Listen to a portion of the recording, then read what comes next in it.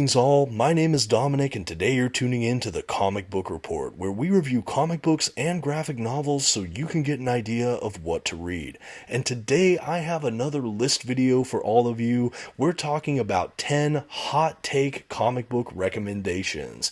Basically, these are recommendations that are off the beaten path or could be quite polarizing. In fact, many of these books don't seem to get a lot of favorable reviews, but I for one enjoyed each and every one of these books, so I wanted to go ahead and provide some of my favorite comic book hot take recommendations.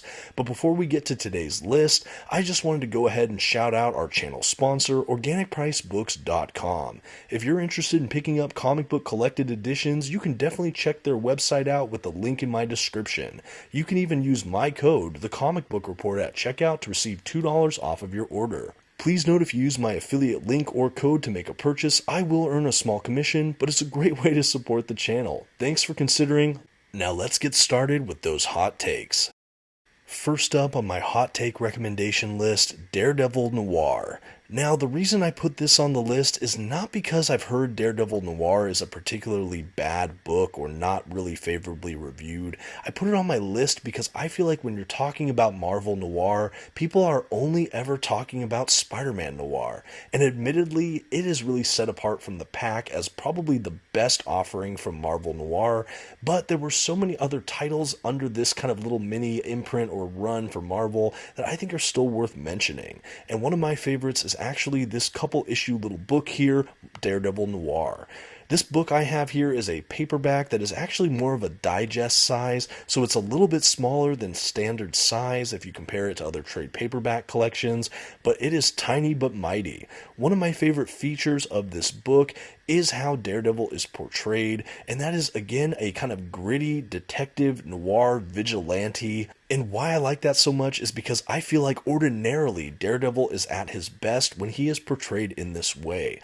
In fact, I don't think that there is a better Marvel hero that is just made for a noir world than the character of Daredevil. So many of his strengths as a character and into his storytelling history leans on a lot of these kind of noir, detective crime kind of fiction tropes or visual cues or motifs. And in this way, I just think Daredevil Noir makes a ton of sense. No, it's not an undisputed classic or anything like that, but I think it's still worth recommending, and I think that there's a lot of Daredevil fans out there, and maybe even Spider-Man Noir fans who haven't checked out this book that maybe would like it. I really credit Frank Miller's Daredevil for bringing a lot of the noir aspects to Daredevil's runs and character, and I think that we can see some of those same elements shine in a collection like this. It's a really fun read and one I definitely wanted to give a hot take recommendation to.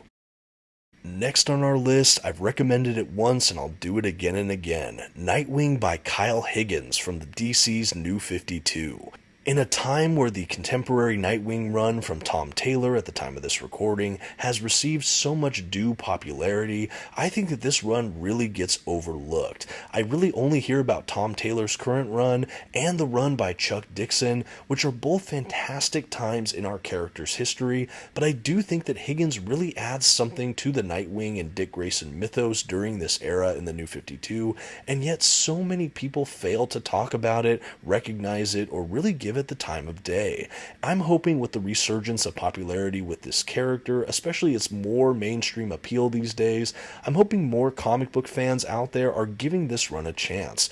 What I've read of it has been so much fun, and this first volume here has some great kind of ideas and great kind of looks into Dick Grayson's history, especially his history at Haley's Circus. I really just think it was a really refreshing look at this character. It took a lot of real chances and did things with Dick Grayson I really haven't seen replicated before or since.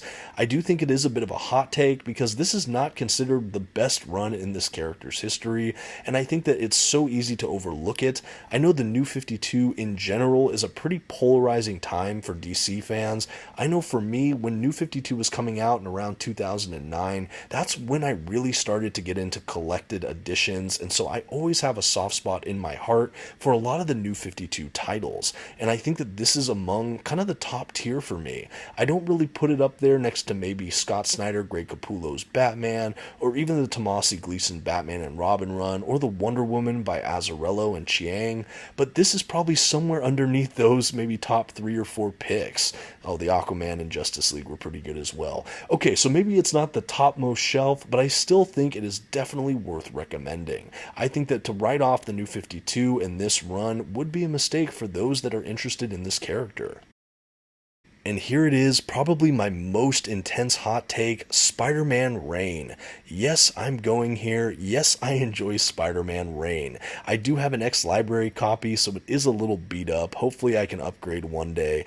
I know there might be people that see this on my list and immediately just want to turn off this video or leave hate comments. I understand why people do that. This book is definitely maligned by so many people, but I actually think it's a really fun dystopian Spider-Man story. And I think that the storytelling we have within the couple issues of this book, this little mini-series, it just hits some tonal things for Spider-Man I have not seen anywhere else. So this is a kind of different future version of Spider-Man, of Peter Parker.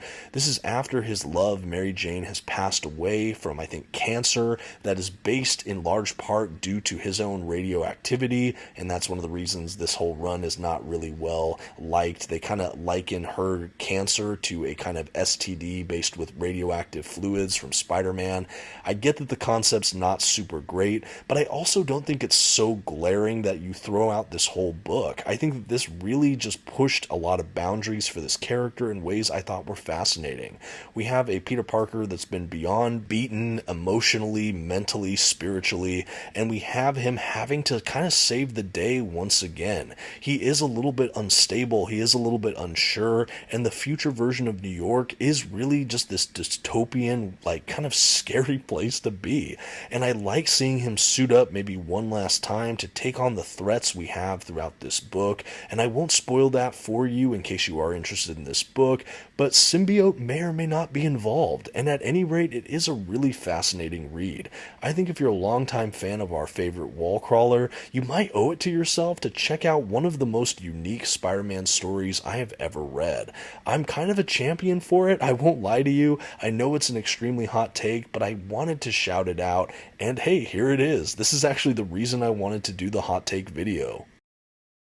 Okay, next up, if you've made it this far after Spider-Man Reign, I'm happy to say my next recommendation is Undiscovered Country by Scott Snyder and Charles Soule.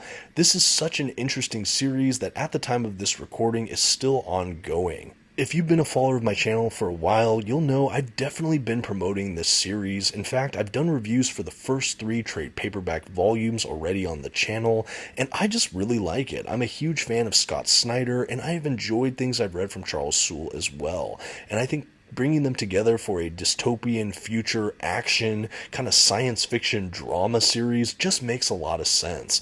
And over at Image Comics, I think they definitely can push things a bit more than at the big 2. This is such an innovative and interesting series for me. I absolutely loved it, and I don't think it gets its fair share of praise, reading, commendations, and I definitely wanted to bring it up on this list to really just say, hey, it might not be the most popular Image Comics series right now, but I still think it's a great read that more people should be reading, recognizing, and talking about. So that's why I put it on here as a hot take, because I think that there's so many other kind of higher profile Image Comics out there and indie comics right now that this is just being overlooked by, I think, a lot of just casual comic fans that could actually have a ton of fun reading this as I have.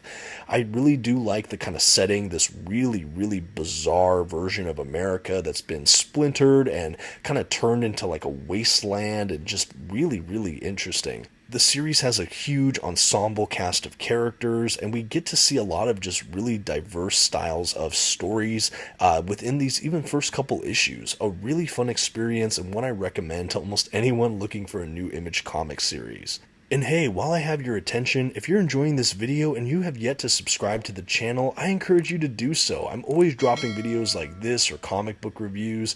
At any rate, thank you for considering. Now let's keep going with today's list. Next up on our hot take recommendation list, X of Swords. This is such a fun X-Men event. There, I said it. I know there's so many people that got burnt out on X-Men during the beginnings of Hickman's run. After House of X, Powers of 10, I know a lot of people think that's where the storytelling kind of peaked, and I maybe even see the argument for that, but I think that there's been so much fun to be had in this Krakoa, Dawn of X kind of era that I think a lot of fans should definitely stick around to check out books like this. This is the first big X-book crossover of this new era we've been going through the last couple years over at Marvel, and for my money, it was just such a fun read. I do think that this would have probably been very frustrating to collect week by week, month by month, trying to snag all the issues of the different X-books, but if you're able to pick up this collected edition or the hardcover, I think that you're in for a real treat. It collects the over 20 issues in a kind of seamlessly mapped story here. We go from all of the different issues in order in a way that just gives us one breathtaking, cohesive story. It really has to do with kind of a tournament between the X-Men kind of mutants and the mutants from this weird, kind of ancient, otherworldly order of mutants. They're fighting kind of at the behest of Saturni over at her Starlight Citadel, and it's just this epic kind of wild tournament. But the whole story is broken up into two parts. We have kind of the selection of the candidates or the selection of the fighters. They all have to find these swords to basically get into the tournament, and then the second half is basically the tournament and kind of the aftermath. But it's a really, really fun read. I think it's a really sharp just comic book crossover, and I think that I've heard so much negative feedback about this book, and I don't totally understand why. I had a absolute blast reading it. It helped me get really grounded into this kind of Dawn of X era for all of these different X books. I think that you should at minimum read the House of X, Powers of 10, maybe some of the early Hickman era, as well as the Excalibur run before getting into this X of Swords event. But if you've read some of those, this is a really fun book.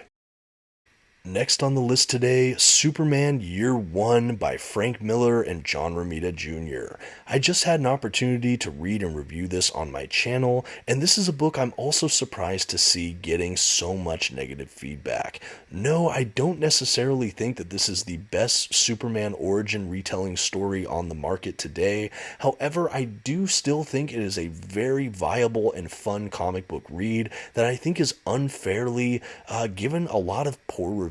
I think that if you can keep an fairly open mind, there is a lot of just fun elements to this book that I haven't really seen in a ton of other Superman books.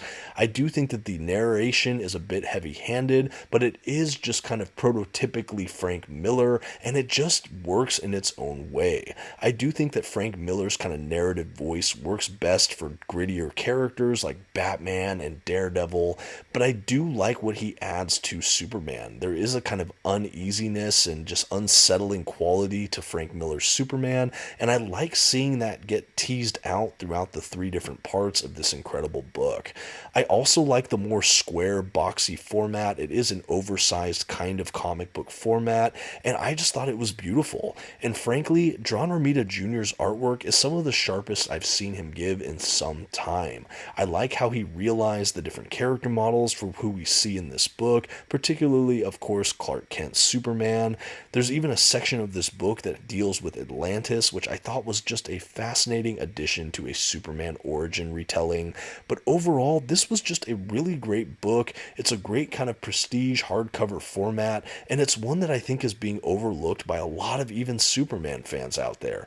I would definitely urge you to consider it, especially if you're a fan of Frank Miller, origin stories, or our favorite Blue Boy Scout. It might be a hot take, but you know what? I still had a lot of fun with it. Next on our list, Morning Glories by Nick Spencer and Joe Yzma. This is the deluxe, oversized hardcover edition, collecting I think the first 12 or 13 issues of this series. Why this is a hot take choice for me is that this story at the time of the recording is still unfinished. They took kind of a hiatus several years ago, and neither of the creators have gone back to this from my knowledge. I don't know if this story is ever going to finish being told, but I still think it is an absolute blast to read.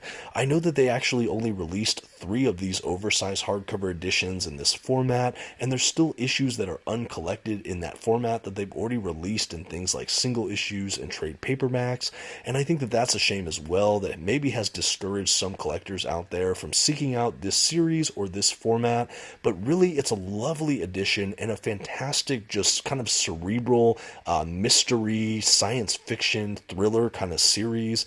Essentially what the story is about, we have a lot of these kind of brilliant and precocious teens that get inducted into one of the world's most prestigious and elusive boarding schools. This one's known as Morning Glories Academy, and it's just a really interesting read. All of these characters from the ensemble cast come from really diverse backgrounds, a lot of really broken homes.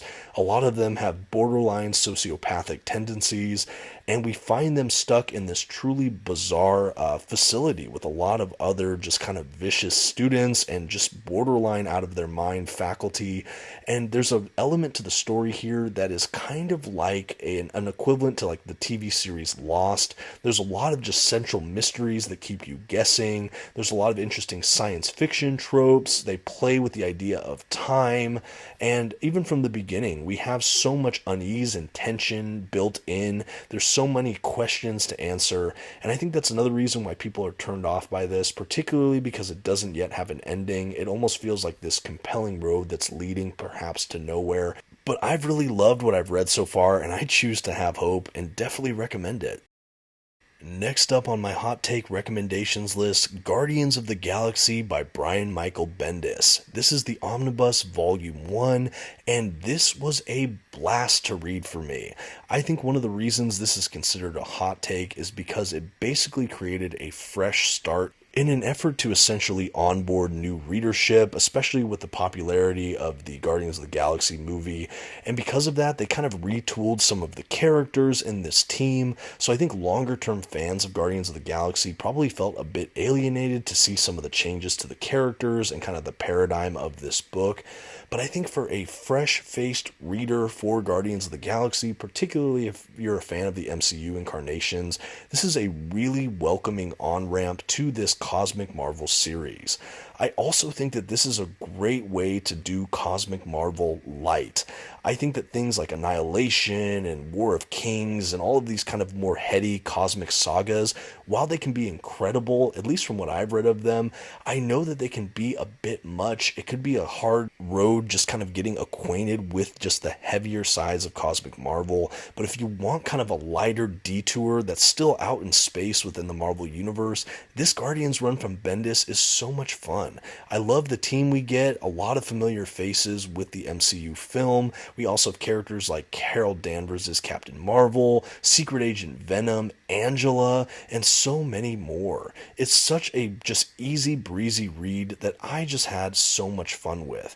I believe at the time of this recording that you can still find this omnibus in print, and I have to say it's so friendly for new fans out there, and I think that it really gets maybe not all the credit it's due. And I understand why, having kind of retooling some of these characters, but I think that this is a great example of a refreshing relaunch that caters to a broader range of prospective fans. Definitely has my recommendation, even if it might be considered a bit of a hotter take. Next on the list, I'm sure this is going to be another polarizing hot take, X-Treme X-Men Omnibus. This is by Chris Claremont and Salvador Larroca. This is kind of I believe, early 2000s run on X-Men. It's for that X-Treme X-Men series. It has a really distinctive art style. I don't think they really use an inker for the proper run here. And it's a really eclectic X-Men team. We have characters like Storm, Rogue, Gambit, Sage, Bishop, and a couple others. It's a really interesting team, and it's a really interesting era, particularly for X-Men and Chris Claremont's tenure on these X titles.